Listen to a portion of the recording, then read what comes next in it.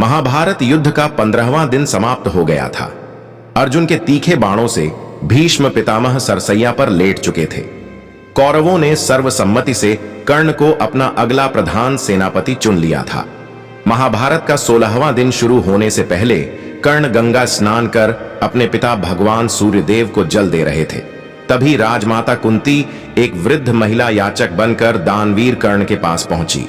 कर्ण ने उस वृद्ध महिला को देखा और कहा, प्रणाम देवी, आप किस इच्छा से यहां आई हो और यह अधिरथ पुत्र राधे आपकी क्या सेवा कर सकता है? कुंती ने कहा, हे पुत्र, मैं तुमसे कुछ मांगने आई हूं।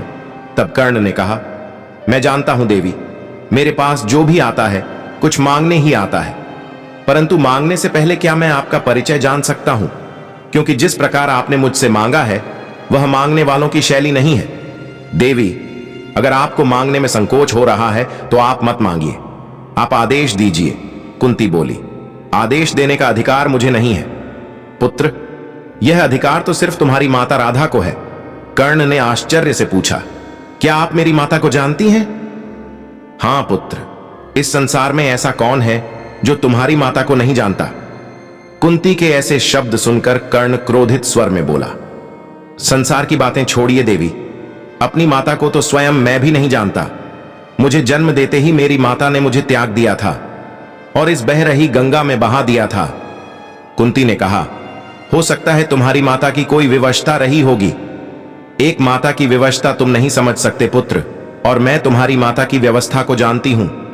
पुत्र कर्ण ने आश्चर्य से पूछा, आप जानती हैं? मेरी माता की विवशता आप कैसे जानती हैं? कुंती ने कहा, मैं ऐसे जानती हूं पुत्र, क्योंकि मैं ही वह विवश मां हूं जिसे अपना पहला पुत्र त्यागना पड़ा था। मैं ही वो अभागन मां हूं जिसने लोकराज के भय से तुम्हें गंगा में बहा दिया था, क्योंकि तुम मेरे विवाह से पूर्व जन्मे थे। कर्ण लड़खड़ाते हुए आवाज में बोला, क्या आप मेरी माता हैं? कुंती बोली, हां पुत्र, मैं ही तुम्हारी माता हूं।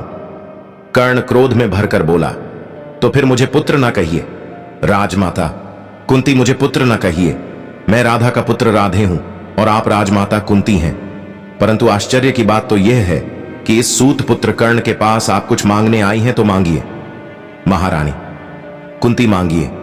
इस सूत पुत्र कर्ण के लिए आपको कुछ देना सौभाग्य की बात है, किंतु पुत्र कहकर ना मांगिए। कुंती रोते हुए बोली, क्यों ना मांगूं पुत्र? कहकर कर्ण, तू मेरा पुत्र है। कर्ण बोला, मैं उस वक्त भी आपका पुत्र था जब आपने मुझे त्याग कर गंगा में बहा दिया था। उस वक्त आपकी ममता नहीं जागी तो आज कैसे जागी राजमाता? मुझे न जाने ऐसा क्यों लगता है कि आज भी आपको मेरे पास आपका कोई उद्देश्य लाया है, आपको आपका कोई स्वार्थ लाया है। कुंती रोते हुए बोली, तू तो दानवीर है पुत्र, तू इतना कठोर कैसे हो सकता है? कर्ण बोला, यह कठोरता नहीं है माता, यह तो मेरे हृदय की पीड़ा है। इस सूर्य पुत्र कर्ण को संसार सूत पुत्र कहकर अपमानित करता रहा और आप चुप बैठी देखती रही, और आज आपको अपना त्यागा हुआ पुत्र याद आ रहा है। आपको अपने इस त्यागे अभागे पुत्र से क्या चाहिए? माता कुंती बोली, ऐसा मत कहो पुत्र। कर्ण ने कहा, मैं आपका पुत्र नहीं हूं। आपका पुत्र कहलाकर मैं उस देवी की ममता का अपमान नहीं कर सकता जिसने मुझे आप बनकर पाला। हे राजमाता, आप यहां मेरी मां बनकर नहीं आई हैं, आप अर्जुन की ढाल बनकर आई हैं। आपको डर है कि कहीं महाभारत की रणभूमि में अर्जुन मेरे हाथों मारा न जाए। आप यहां मुझे अपने पुत्र होने का सम्मान देने नहीं आई है, आपका डर आपको यहां मेरे पास लाया है। आप मुझे अर्जुन का जीवन दान मांगने आई है। इसलिए हे माता, ममता की इस मुखौटे को उतारिए और जो मांगना है मांगिए। क्या आप नहीं थी उस रंगशाला में? क्या मेरे कवच और कुंडल देखकर आपने मुझे पहचान नहीं लिया था? और यदि पहचान लिया था तो क्यों नहीं टोका? उस भीम और अर्जुन को जो मुझे सूत पुत्र कहकर अपमानित कर रहे थे, आपने उनसे यह क्यों नहीं कहा कि हे अर्जुन, हे गदाधारी भीम, जिसका तुम अपमान कर रहे हो वह कोई सूत पुत्र नहीं है, बल्कि तुम्हारी ही भांति कुंतेय है। और आज जब आपको इस युद्ध में अपने पुत्रों के लिए इस त्यागे हुए पुत्र की आवश्यकता है, तो इस सूत पुत्र में आपको अपना पुत्र नजर आने लगा। हे माता, आज तो आपने अन्याय की हर सीमा को पार कर दिया है, इसलिए हे माता, जो आप इस राधे से मांगने आई हैं उसे मांगिए। कुंती बोली, हे कर्ण, जब तुम जान गए हो कि तुम कुंतेय हो तो तुम्हारा अपने अनुजों से युद्ध करना उचित नहीं है। महाभारत के इस युद्ध में अपने अनुजों का साथ दो पुत्र, इसलिए हे पुत्र मैं तुम्हें लेने आई हूं। कर्ण बोला, इस युद्ध में अपने अनुजों का साथ दूं, पर दुर्योधन के उपकार का क्या? माथे ये उपकार कौन उतारेगा माथे? क्योंकि जब आप मेरी माता होकर भी मेरी माता न थी, मेरे अनुज न थे। जब इस संसार में मेरा कोई मित्र न था तब दुर्योधन ही था। मुझे अपना मित्र कहां था? हे माथे, तो क्या आप चाहती हैं कि मैं अपने उस मित्र को त्याग कर अपने अनुजों के पास चला जाऊं? नहीं माथे नहीं, मैं ऐसा कदापि नहीं कर सकता। वह मेरे भरोसे ही तो पांडवों से युद्ध करने के लिए तैयार हुआ है, और अब यह सच जानने के बाद मैं उसके पास जाकर उसे यह कहूं कि हे मित्र, पांडव तो मेरे भाई निकले, अब मैं तुम्हारे पक्ष में युद्ध नहीं कर सकता, तुम कोई और मित्र ढूंढ लो।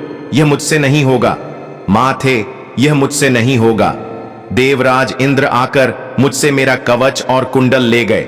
मेरे सिर पर गुरु परशुराम और एक ब्राह्मण का श्राप है, और आपने मुझे निहत्था कर दिया है। माथे, फिर भी मैं दुर्योधन के पक्ष में युद्ध करने के लिए उतना ही विवश हूं जितना विवश आप मुझे त्यागने के लिए थी। परंतु हे माता, आप मुझसे कुछ मांगने आई थी तो मैं आपको खाली हाथ लौटाकर आपको निराश नहीं करूंगा। हे माता, मैं सूत पुत्र राधे आपको वचन देता हूं कि युद्ध का परिणाम जो भी हो, आपके 5 पुत्र अवश्य जीवित रहेंगे। यदि मैं वीर गति को प्राप्त हुआ तो अर्जुन बचेगा, और यदि अर्जुन वीर गति को प्राप्त हो गया तो मैं रहूंगा। हे माता, किसी भी अवस्था में 5 पुत्रों की गिनती नहीं बिगड़ेगी। तो दोस्तों, वीडियो आपको कैसी लगी कृपया कमेंट बॉक्स में हमें जरूर बताएं, और ऐसे ही और भी वीडियो को देखने के लिए कृपया चैनल को भी सब्सक्राइब जरूर करें और कमेंट बॉक्स में सच्ची श्रद्धा से जरूर लिखें। जय श्री कृष्ण, राधे राधे। वीडियो को अंत तक देखने के लिए आपका धन्यवाद।